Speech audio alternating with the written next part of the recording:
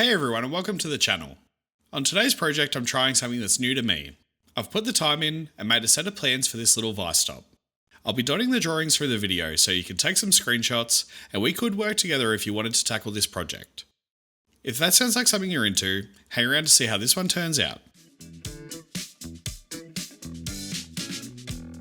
I do want to take a sec to have a really quick look at what we're trying to achieve. Technical drawing is something that I'm still getting my head around, so let me know in the comments below if something looks out of place. The basic function of what I'm hoping for is something that I can lock onto either side of the vise, that will sit below the surface of anything that I'm trying to machine if I choose to, and hopefully decrease my odds of crashing a cutting tool into the stop.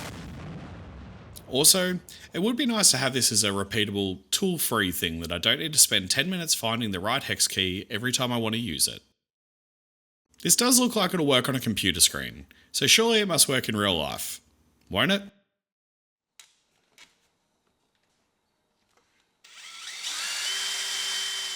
So I'll start off by drilling the vise for the screws that will attach the main mounting bracket, but apparently I couldn't figure out a simple way to drill the back side of the vise in the mill, so the old hand drill press will have to do.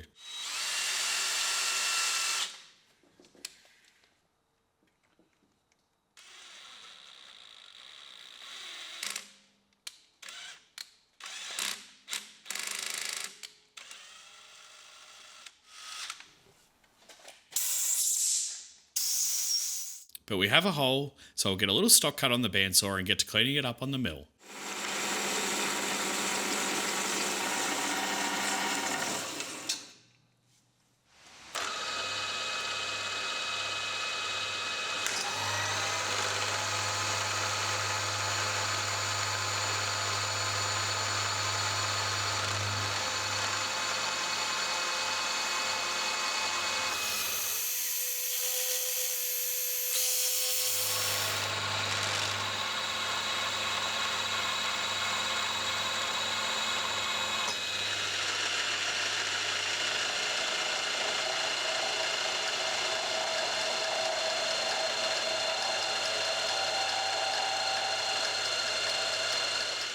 In case you're looking at that piece of stock thinking it got a lot smaller, you'd be right.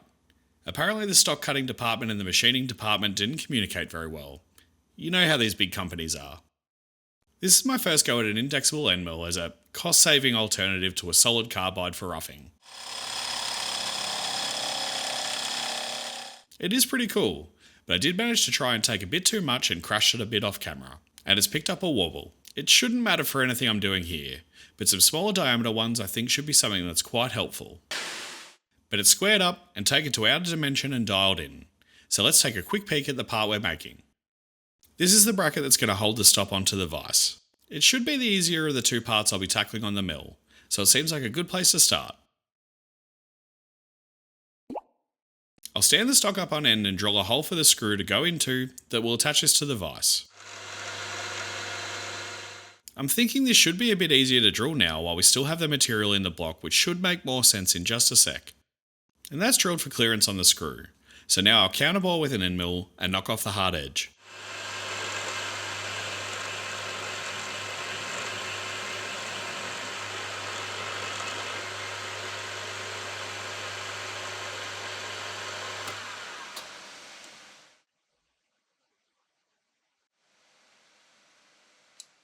Now to turn most of this block into chips. I'll start off with a regular flute carbide end mill, and it is working, but it's taking a fair whack longer than I'd like. So onto another new cutting tool for me, the carbide rougher.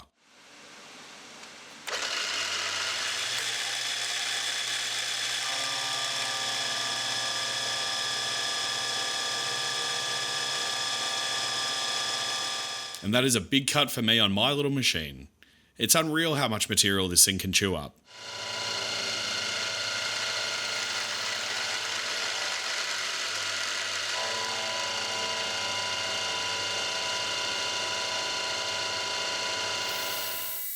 And while that's whittling away, you can see the backside of the hole we drilled before. I think that would have been a bit of a pain to set up before hogging all of this out. Not super complicated, but we do like easy. And then a finished pass with a normal 4 flute to clean everything up and take it to size.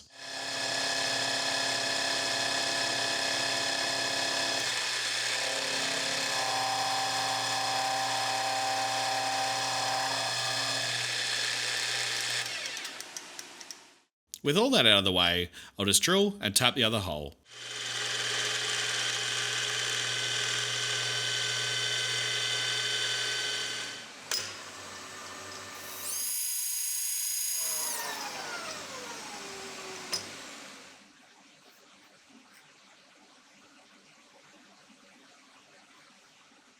Then I can get it flipped, set it up on a 45, and whiz off the corner to give it a nice chamfer.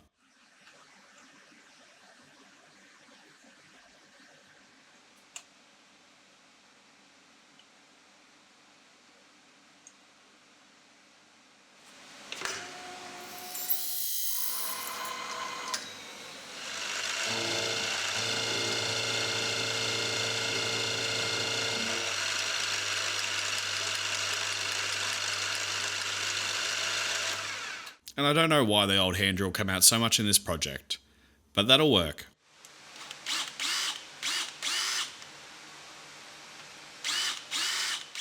And off to the side it can go, and on to the next part. This will be the main section that's going to hold everything together and give us our range of adjustment. The other thing really critical at all is going to be the width of this slot, and this hole up here at the top that the pin's going to slide through. I'm tackling the female features of this project first, as I know I can do a better job of hitting tighter dimensions on the OD on the lathe later on.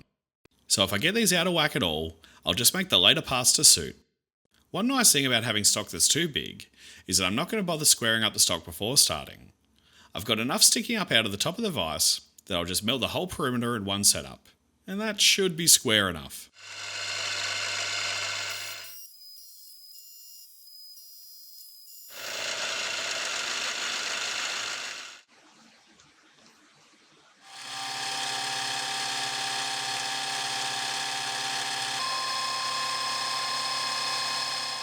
The rougher can take off the excess, and then the regular mill can come in and take us to size.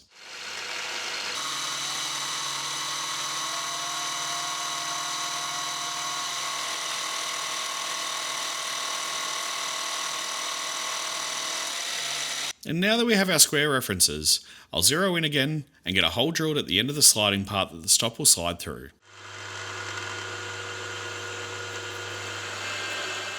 Then ream to size, and it's onto the slot. Now I know that I should probably drill a little of the excess to make this easier, but I'm feeling brave. I'll take the larger width section of the slot to depth in a couple of passes with a slotting mill.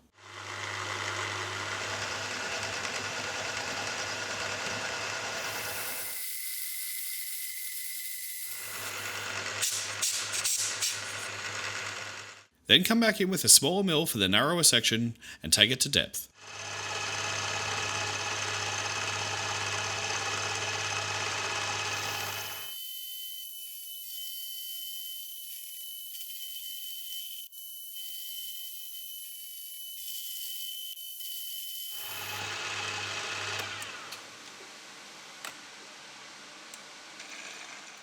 I did use the same size end mill as the target dimension for the slot, and they do cut about 0.2 mil oversize, but the idea was that I could just make the mating features suit later on.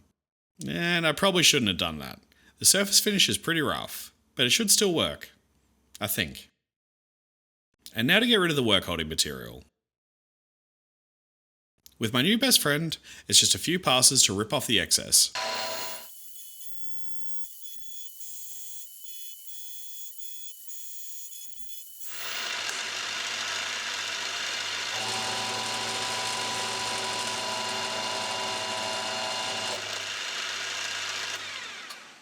Then back in with the indexable so the finish matches the other side.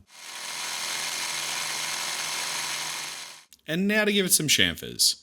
I'll just set the block up at 45 degrees like we did earlier on the L bracket and whiz each corner off.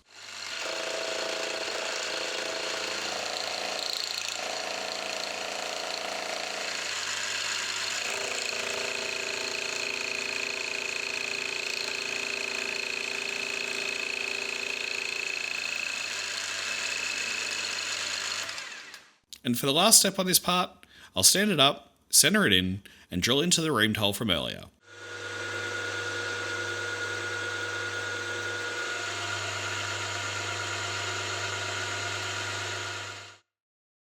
Then tap it, and this part can go to the side while we jump over to the lathe. Now there is a few small parts to make here, but we don't want to be here all day, so let's knock these out. First up is the brass set screw that's going to hold the sliding pin in place.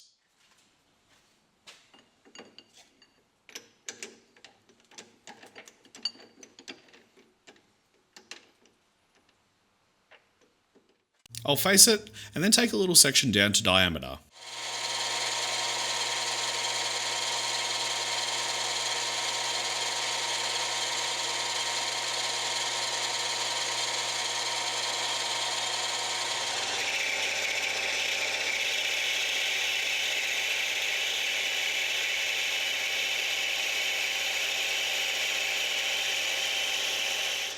And then with a mighty fine looking knurling tool, I'll give it a little straight knurl.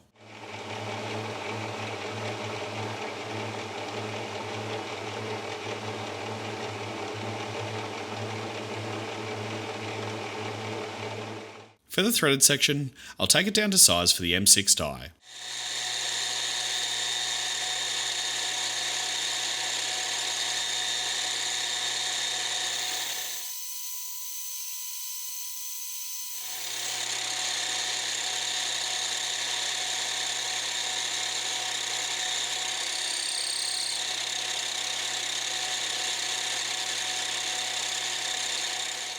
Break the hard corners.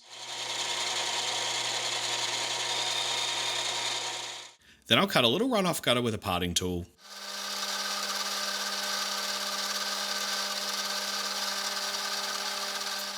Then cut the thread using a tailstock die holder and get to parting it off.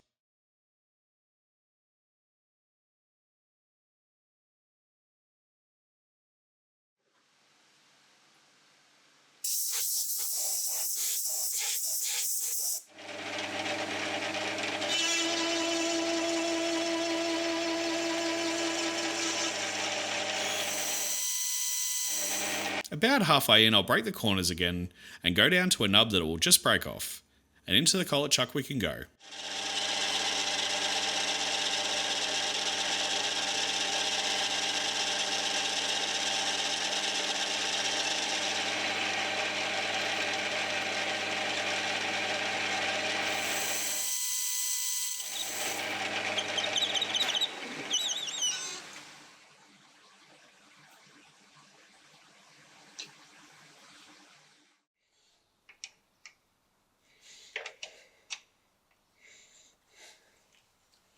I'll work in a little decorative hollow, and then clean it up with some Scotch-Brite, then off to the side it goes while we work on the next part.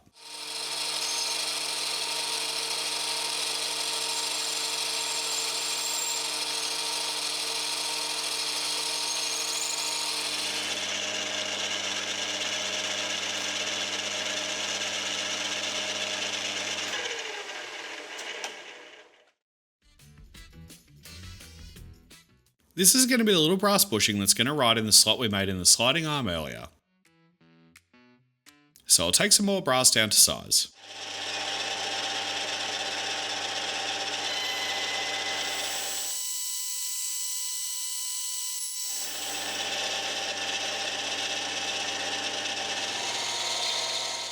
Damn, I love how deep brass cuts.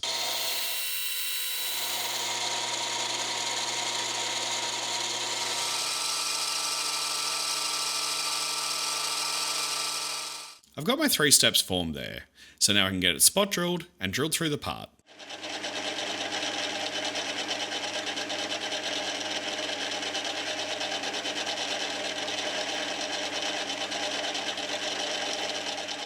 Off she comes with the parting tool, and it can go into the collet chuck.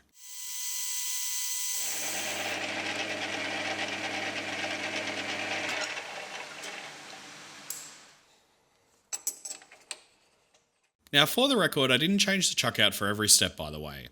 I'm just trying to show the completion of each part, and it sounds awful doing all those changes. I'd recommend doing all the 3 jaw turning first, and then changing over to a collet chuck to do all the other work later on if you tackle this project. With the part flipped, I'll give it a counterbore with an end mill, and then break all the hard corners again, and that's another part for the pile.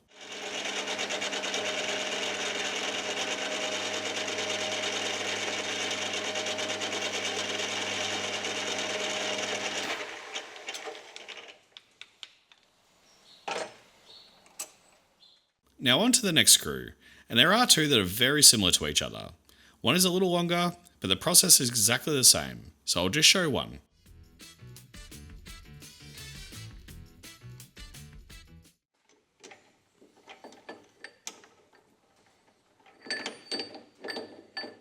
I've got some cold rolled steel bar that I'll take down to diameter.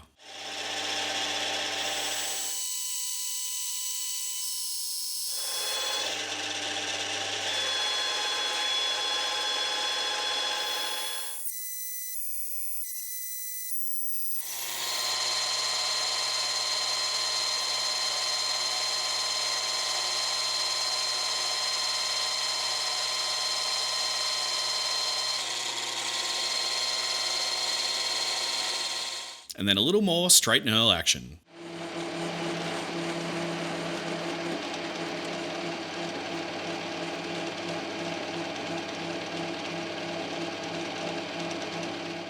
Then down to diameter to fit the counterbore of the other parts.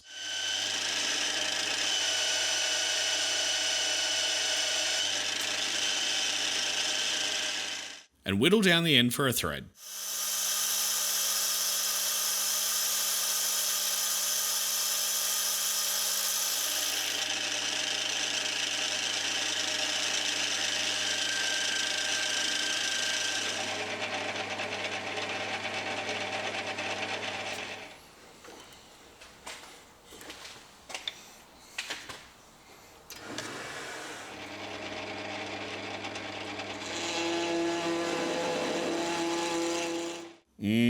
Parting through knurling just sounds so sexy.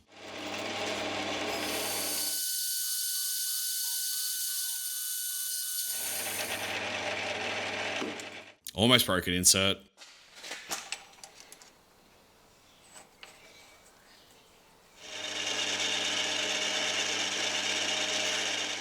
And now just a matching recess to the brass screw that we made earlier for continuity, and there's another part for the pile.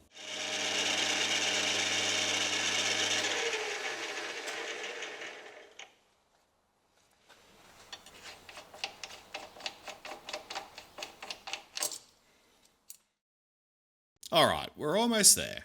Last part, this is the sliding pin that's going to make up the depth adjustment of the stop. I'll drill for a live center and get enough hanging out for the part.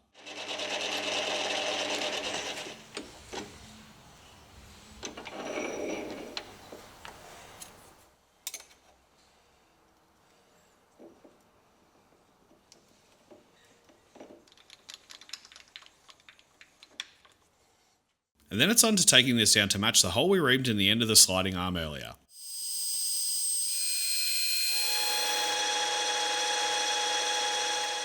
And this is one of the only really critical dimensions on the project. With such a small diameter part and this much stick out, you really want to sneak up on the target dimension in light cuts as possible to try and keep that taper in check.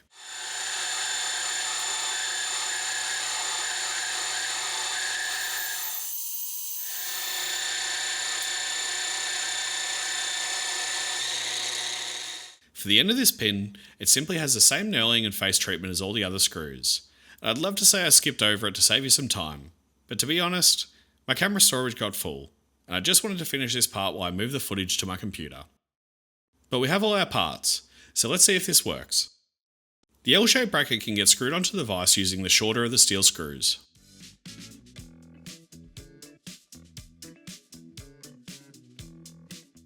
Then the other one can go into the brass bushing, through the moving arm, and into the thread in the bracket.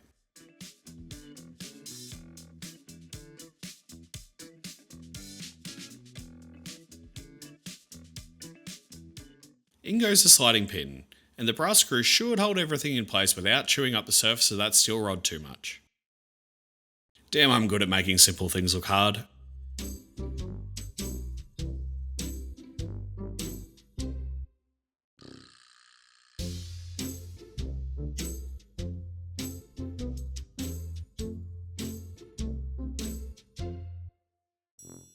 Then lock it all down and hey, it's actually pretty rigid. But the main thing this needs to do is I really don't want it to move if it gets knocked while I'm changing parts, so let's see if it at least does that. And that's not bad. Even with a stout push, it seems to return to within about 0.1 millimeters.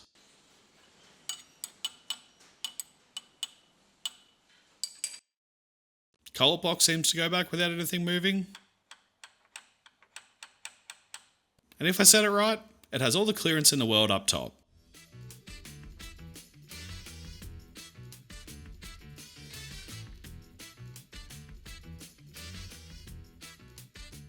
That was pretty fun going through the extra steps to plan this whole thing out properly and try and share the process a little clearer through drawings. But what really matters is what you think. If you enjoyed the video, let me know in the comments below. And if you want to see more plans included in the videos, hit that like button and subscribe while you're there. Thanks for hanging around, everyone. See you on the next one!